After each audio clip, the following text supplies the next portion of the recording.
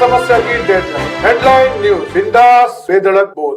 નમસ્કાર, હેડલાઇન ન્યૂઝમાં હું સમીર પંચોલી આપ સૌનું સ્વાગત કરું છું। જોઈએ અત્યારના સમાચારો। ગુજરાતના પૂર્વ મુખ્યમંત્રી સ્વર્ગસ્થ વિજય રૂપાણીની પ્રાર્થના સભા ભરૂચ જિલ્લા ભાજપ દ્વારા રાખવામાં આવી હતી। અમદાવાદ વિમાન દુર્ઘટનામાં ગુજરાતના પૂર્વ મુખ્યમંત્રી વિજય રૂપાણીનું પણ નિધન થયું હતું। પૂર્વ મુખ્યમંત્રીને શ્રદ્ધાંજલિ અર્પવા ભરૂચ જિલ્લા ભાજપ દ્વારા મળેલી પ્રાર્થના સભામાં જિલ્લા ભાજપના આગેવાનો કાર્યકરો ઉપસ્થિત રહ્યા હતા। ભરૂચ જિલ્લા ભાજપ પ્રમુખ પ્રકાશ મોદી, सांसद मनसुख वसावा, अंकलेश्वर धारासभ्य ईश्वरसिंह पटेल, भरूच धारासभ्य रमेश मिस्त्री, वागरा धारासभ्य अरुणसिंह रणा, जंबूसर धारासभ्य डी.के. स्वामी, पूर्व धारासभ्य અને સંઘ પ્રદેશના પ્રભારી દુષ્યંત પટેલ, મહામંત્રી નિરલ પટેલ, પૂર્વ પ્રમુખ મારુતિસિંહ અટોદરિયા, જિલ્લા પંચાયત પ્રમુખ મહેન્દ્રસિંહ વાસદિયા, પાલિકા પ્રમુખો વિભૂતિબાઈ યાદવ, લલિતાબેન રાજપુરોહિત, પૂર્વ રાજ્યસભા સાંસદ ભારતસિંહ પરમાર સહિતનાએ શ્રદ્ધાસુમન અર્પણ કર્યા હતા। સ્વર્ગસ્થ પૂર્વ મુખ્યમંત્રી વિજય રૂપાણી સહિત વિમાન દુર્ઘટનાના અન્ય મૃતકો માટે મૌન પાડી તેમની તસવીર ઉપર ફૂલહાર અર્પણ કરાયા હતા। પૂર્વ ધારાસભ્ય દુષ્યંત પટેલ સહિત ભાજપ આગેવાનોએ વિજય રૂપાણી સાથેના પોતાના સંસ્મરણો યાદ કર્યા હતા। ભરૂચ જિલ્લાના વિકાસ માટે પણ તેમણે લીધેલા નિર્ણયો અને કરેલા કામોને યાદ કરી ભાવાંજલિ આપવામાં આવી હતી। પૂર્વ મુખ્યમંત્રી હંમેશા તેમના કાર્યો, નિખાલસ સ્વભાવ અને વ્યક્તિત્વને લઈને યાદોમાં ચિરંજીવી રહેશે તેવો ભાવ ભરૂચ જિલ્લા ભાજપે પ્રગટ કર્યો હતો। સાથે જ તેમના પરિવારને આ દુઃખ સહન કરવાની કુદરત શક્તિ આપે તેવી પ્રાર્થના કરાઈ હતી।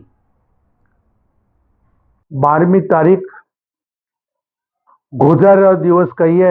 12મી તારીખે એર ઇન્ડિયા ફ્લાઇટ અમદાવાદથી લંડન જતી હતી। એમાં વિજયભાઈ રૂપાણીજી પોતે પણ હતા। દુઃખદ પ્રસંગ કહીએ તો 275 વ્યક્તિનું મોત થવાથી સમગ્ર ભારતમાં, સમગ્ર વિશ્વમાં એમનો શોક અને એની લાગણી પ્રસરી હતી। વિજયભાઈ રૂપાણીની જો વાત કરું તો માજી મુખ્યમંત્રી હતા, પ્રદેશ અધ્યક્ષ હતા, સંઘના પ્રચારક હતા અને વિજયભાઈ રૂપાણી તમામ પ્રકારની શિક્ષણની સુવિધાઓ પણ એ પોતે કાર્ય કરતા હતા। કેટલી પણ સુવિધાઓ એમને ઊભી કરી છે। મને કહેતા આનંદ થાય કે હું ધારાસભ્ય હતો, વિજયભાઈ રૂપાણીજીએ સેવા સેતુનો કાર્યક્રમ શરૂ કરવાનો નિર્ણય લીધો। હવે આ સેવા સેતુના કાર્યક્રમમાં ગરીબ, પીડિત, દલિત, શોષિત તમામ વર્ગને જે રેશનિંગ કાર્ડ કાઢવાનો હોય, આધાર કાર્ડ કાઢવાનો હોય કે ખેડૂતની ખેતીનું માપનું માપ એક સર્ટિફિકેટ કાઢવાનું હોય, એવા પણ તમામ કામો વિજયભાઈ રૂપાણીએ ગરીબને માટે કરેલા છે। સેવા સેતુ સમગ્ર ભારતમાં એમને જોઈને બીજા રાજ્યોએ પણ સેવા સેતુનો કાર્યક્રમ શરૂ કરેલો છે। વિજયભાઈ રૂપાણીની વાત કરીએ તો એ ભારતીય જનતા પાર્ટીએ ખૂબ મોટો આગેવાન ગુમાવેલો છે। તમામ સમાજના લોકોનો આગેવાન અમે ગુમાવેલો છે અને એમની ખોટ અમને ચોક્કસ પડશે, પણ પ્રભુ એમના આત્માને શાંતિ આપે, એમના પરિવારજનોને શાંતિ આપે એ જ અર્થના। 12મી જૂન 2025ના રોજ અમદાવાદથી લંડન જઈ રહેલા વિમાનમાં 242 જેટલા મુસાફરો તેમજ વિમાનના પરિચારિકાઓ હતા અને આ વિમાન ટેક ઓફ થતાં જ તુરંત અમદાવાદના મેઘાણીનગર પાસે આવેલ અતુલ્ય બિલ્ડિંગ ઉપર તૂટી પડ્યું અને એમાં મેડિકલ કોલેજના અભ્યાસ કરતા વિદ્યાર્થીઓ, ડોક્ટરો પણ હતા અને આ પ્લેન તૂટી જવાના કારણે પ્લેનમાં મુસાફરો અને આ બિલ્ડિંગના વિદ્યાર્થીઓ મળીને 275 જેટલા લોકોનું દુઃખદ નિધન થયું છે। આ તમામ પ્રત્યે અમે દુઃખની લાગણી વ્યક્ત કરીએ છીએ અને મૃતકોના આત્માને ચીર શાંતિ મળે એવી પ્રભુને પ્રાર્થના કરીએ છીએ। આ વિમાનમાં ગુજરાતના પૂર્વ મુખ્યમંત્રી શ્રી વિજયભાઈ રૂપાણી પણ સવાર હતા।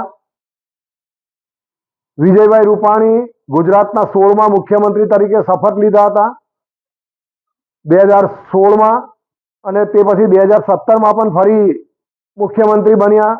આમ 2 વખત મુખ્યમંત્રી બન્યા। 1976માં કટોકટી દરમિયાન 11 માસનો તેમને કારાવાસ પણ ભોગવ્યો. 1978 થી 1981 સુધી તેઓ RSSના પ્રચારક રહ્યા. વિદ્યાર્થી પરિષદથી એમના જીવનની નેતૃત્વની શરૂઆત થઈ. કોલેજ કાળ દરમિયાન પણ એક વિદ્યાર્થી અગ્રણી રહ્યા. એમને ગુજરાતના મુખ્યમંત્રી તરીકે ખૂબ જ સુંદર કામગીરી રહી. 2021માં તેઓએ રાજીનામું આપ્યું અને હાલમાં પંજાબના પ્રભારી તરીકે પણ એમની કામગીરી પ્રભારી તરીકેની રહી. ખૂબ જ મૃદુ અને સરળ સ્વભાવના, મળતાવના સ્વભાવના અને એક મળવા જેવો માણસ એ પ્રકૃતિના શ્રી વિજયભાઈ હતા. આજે એઓનું અસ્તિત્વ નથી, તો એમના નિધનના કારણે ગુજરાતને જે ખોટ પડી છે એ ભૂલી શકાય એમ નથી. એમના નિધનથી એમના પરિવારજનોને, એમના મિત્ર વર્તુળને, સંબંધીઓને જે કારમો આઘાત લાગ્યો છે એમને અમે સાંત્વના આપીએ છીએ અને ગુજરાતના સમગ્ર લોકોને આ વિજયભાઈના જવાથી રાજકારણમાં જે એક ખાલીપો પડેલો છે એના માટે પણ અમે આઘાતની લાગણી અનુભવીએ છીએ અને એમના માટે અમે શ્રદ્ધાંજલિ અર્પીએ છીએ. 12મી જૂન અમદાવાદ ખાતે એર ઇન્ડિયા 797 લગભગ 242થી વધારે પેસેન્જર વાળું પ્લેન એ દુર્ઘટનાગ્રસ્ત થયું, એનો એક્સિડન્ટ થયો. આ એવી ગંભીર એક્સિડન્ટ કે જે વિશ્વના અંદર જે પ્લેનમાં જે એક્સિડન્ટ થયા છે એનાથી પણ એવો જ એક ગંભીર એક્સિડન્ટ આપણા ગુજરાતમાં થયો. લગભગ 275થી વધારે લોકોએ એક્સિડન્ટની અંદર જીવ ગુમાવ્યો છે. ત્યારે એ તમામને શ્રદ્ધાંજલિ આપી છે અને પ્રભુ તેમના પરિવાર પર આવી પડેલી આ દુઃખદ ઘટનામાં પ્રભુ એમને શક્તિ આપે એવી પ્રાર્થના પણ કરીએ છીએ. ગુજરાતના પૂર્વ મુખ્યમંત્રી શ્રીમાન વિજયભાઈ રૂપાણી સાહેબ પણ સવાર હતા અને તેમનું પણ મૃત્યુ થયું છે. આ દુઃખદ ઘટનાની અંદર પ્રભુ એમના પરિવાર પર આવી પડેલી આ દુઃખદ સમય શક્તિ આપે એવી પ્રભુના ચરણોમાં પ્રાર્થના.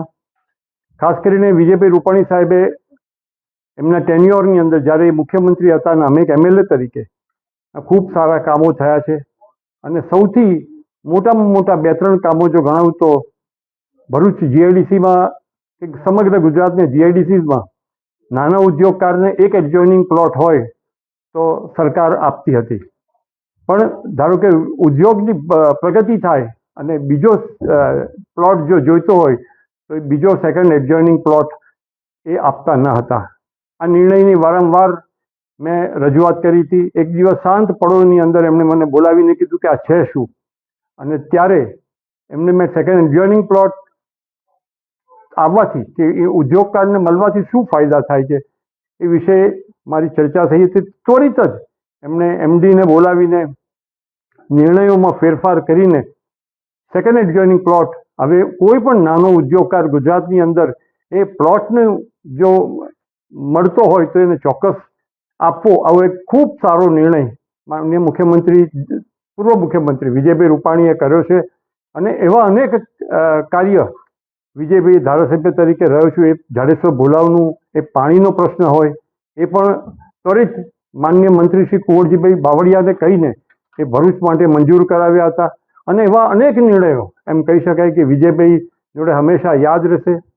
હાલમાં તે પ્રભારી પંજાબના છે અને હું પ્રભારી દીવ, દમણ અને સેલવાસના પ્રભારી તરીકે જ્યારે દિલ્હી મિટિંગમાં જઈએ ત્યારે બહુ સ્વાભાવિક છે કે વિજયભાઈની લોકપ્રિયતાને લીધે ઘણા બધા લોકો એમને મળવા વીંટળી વળતા હોય, ત્યારે એવા સમયે હું સાઈડ પર હોઉં તો હાથ પકડીને બધાની વચ્ચે ત્યાં લાવીને જેટલા સારા બધા ઉચ્ચ કક્ષાના જે નેતાઓ ત્યાં ઊભા હોય એની વચ્ચે પણ ઓળખાણ કરવાનું ભૂલે નહીં.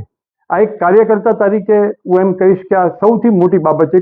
એક પૂર્વ મુખ્યમંત્રી પણ નાનામાં નાનો કાર્યકર્તા બાજુમાં ઊભો છે, એની ઓળખાણ પણ અન્ય નેતાઓ સાથે કરાવી, આવા એમનો સ્વભાવ હતો અને જ્યારે જઈએ ત્યારે કોઈ પણ કામ માટે જઈએ તો સહેજ પણ તોછવાય નહીં, વિવેકપૂર્ણ સહેજ પણ એ નિર્ણય સારો છે ખોટો છે, આપણે સાચું કહી રહ્યા છે કે બીજું કહી રહ્યા પણ એ નિર્ણય એ બધાને સાથે રાખીને જે કાર્ય કર્યું છે. અને ખાસ કરીને જ્યારે પ્રદેશ અધ્યક્ષ હતા ત્યારે એક પલ અમને યાદ છે કે અસા ગામની અંદર જ્યારે કામકાજ પૂરું થયું તો રાત્રે છેક મોડી રાત સુધી 2 ટીમ પાડીને જે અંતાક્ષરી અહીંયા રમ્યા છે અને ગીતોના ખૂબ શોખીન, આ બધા સંસ્મરણો અમને સદૈવ યાદ રહેશે. આની સાથે સાથે ખરેખર આ ખૂબ દુઃખદ ઘટના, પ્રભુ એમના પરિવારને દુઃખ સહન કરવાની શક્તિ આપે તેવી પ્રાર્થના કરું છું.